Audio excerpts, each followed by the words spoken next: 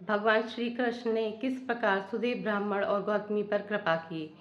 नमस्कार दोस्तों, स्वागत है आपका पुरुषोत्तम मास की कथा के इस 18वें अध्याय में। पिछले अध्याय में हमने जान लिया था सुखदेव मृत्यु को प्राप्त हो गया है और सुदेव ब्राह्मण और गौतमी विलाप करते हुए बावड़ी के किनारे बैठे हुए हैं। 18वें अध्याय में आगे बढ़ते हुए दोस्तों, जब सुखदेव मृत्यु को प्राप्त हो गया तो सुदेव और उसकी पत्नी गौतमी दोनों रोते बिलखते हुए वहीं बावड़ी के किनारे बैठकर भगवान विष्णु के नामों का जाप करने लगे। वे ना घर गए, ना उन्होंने भोजन किया, भूखे प्यासे बैठकर वहीं बस सिर्फ विष्णु भगवान की ही आराधना करने लगे और उनसे प्रार्थना करने लगे। इस प्रकार बहुत भयानक एक मेघ आ गया, बादल गरजने लगे और बहुत भयानक बारिश होने लगी, लेकिन सुदेव और उसकी पत्नी गौतमी वहाँ से हिले नहीं। इसी अवस्था में वे भगवान विष्णु के ही नामों का स्मरण करते रहे। इस प्रकार एक महीना बीत गया और दोस्तों, ये पावन महीना था पुरुषोत्तम मास का।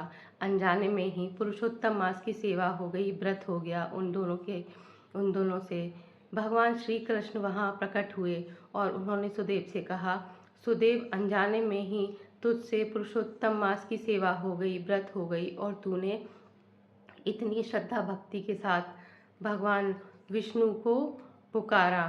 मैं तुझसे प्रसन्न हूँ और मैं तुझे पुत्र का वरदान देता हूँ। उसी समय वहाँ गरुड़ पर बैठकर भगवान विष्णु भी आ गए और भगवान विष्णु ने भी उसे आशीर्वाद दिया। ऐसा आशीर्वाद देने के बाद भगवान श्री कृष्ण तो वहाँ से चले गए। सुदेव और गौतमी बड़े प्रसन्न हुए। सुखदेव ने भी जीवित हो जाने के बाद भगवान श्री कृष्ण को और भगवान विष्णु को प्रणाम किया, साष्टांग प्रणाम किया। उन दोनों ने उसे आशीर्वाद दिया।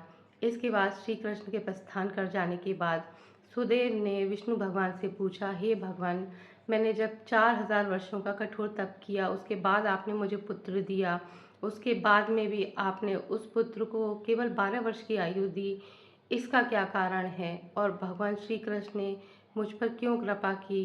कृपया करके मुझे इस कारण को बताइए। यहीं पर यह 18वां अध्याय समाप्त होता है।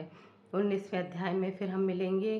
तब तक आप मेरे चैनल को सब्सक्राइब कर लीजिए, जिससे आगे की कथा आपको मिलती रहे। बेल आइकन को प्रेस करना ना भूलें। तब तक बने रहें मेरे साथ। जय श्री हरि।